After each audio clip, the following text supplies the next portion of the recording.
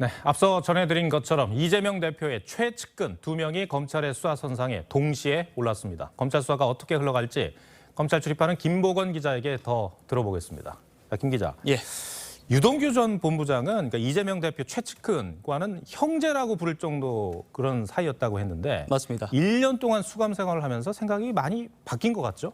그렇습니다. 유 전 본부장은 이 석방된 이후에 또 이재명 대표나 또 김용 부원장 또 정진상 실장에 대한 서운함 또 내지는 배신감을 감추지 않고 있습니다.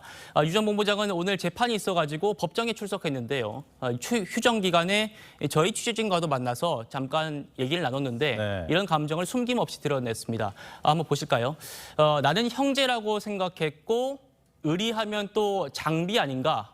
그렇게 생각했었는데 내가 그럴 아무런 이유가 없었구나 하는 생각이 들었다. 이렇게 말을 했습니다.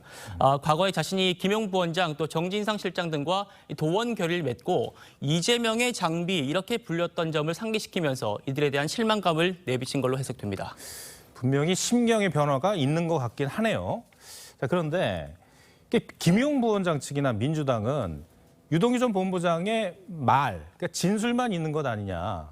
물증은 없지 않냐 이런 주장을 하고 있어요. 근데 실제로 검찰은 어떻습니까? 물증 등도 확보를 했을까요? 네, 검찰에 제가 물어봤는데요. 예. 인적, 물적, 객관적 증거를 다수 확보했다 이렇게 말하면서 혐의 입증을 자신하고 예. 있습니다.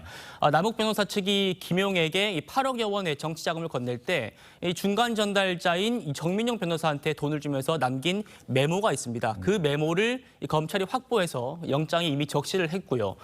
통상적으로는 이 뇌물이나 정치 자금 수사를 할 때는 현장의 CCTV나 또 차량 출입 기록, 또 고속도로 톨게이트 통과 내역이나 또 신용카드 영수증 뭐 이런 것들과 또 주변인 조사를 벌여가지고 관련자들의 동선을 파악하는 걸로 알려져 있는데요.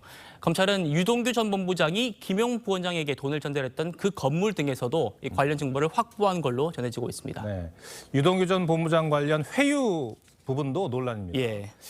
그러니까 김용 부원장 측은 검찰이 형량 거래를 통해서 회유한 것 아니냐 이러고 있고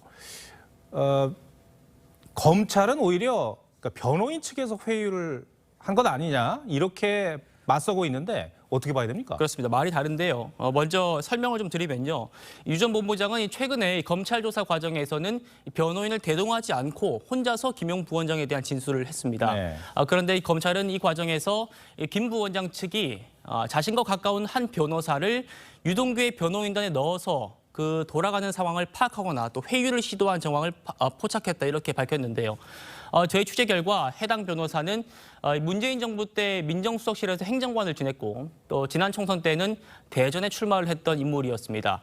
그 해당 인물은 위례 사건 재판에서는 유동규 전 본부장의 변호인으로는 선임이 됐었는데 이 대장동 자녀 사건 재판에선 변호인이 아니었습니다. 그런데 스스로 자기가 변호를 맡겠다면서 유 전 본부장을 찾아갔다가 거절을 당했다는 겁니다. 네. 그런데 민주당은 이 해당 변호사가 유동규 관련 사건을 포괄적으로 수임을 한 건데 검찰이 오히려 유동규를 못 만나겠다 이렇게 다른 입장을 밝히고 있는 겁니다. 유 전 본부장은 최근에 한 언론 인터뷰에서 이 감옥 안에 있는데 가짜 변호사를 보내가지고 내가 검찰에서 무슨 말을 하나 또 내가 뭘 어떻게 말을 하나 이 동정이나 살핀다 이렇게 말을 하기도 했습니다. 어느 쪽이 진실인지는 조금 더 지켜봐야 할 것 같습니다. 유동규 전 본부장은 이재명 대표도 죗값을 치러야 하는 것 아니냐 이렇게 말을 했습니다. 앞으로 검찰 수사 상황 어떻게 흘러갈까요? 네, 일단 검찰은 지금은 김용 부원장에 대한 수사에다가 수사력을 집중한다 이렇게 말을 하고 있습니다. 그런데 이 대표의 또 다른 측근인 이 정진상 실장에 대한 강제 수사는 시간 문제다 이런 분석이 지배적입니다. 이 대표 측근이 줄줄이 강제 수사 대상이 되면서 검찰이 이 대표 직접 수사로 수사 범위를 확대할 가능성이 적지 않은 걸로 전망이 되고요.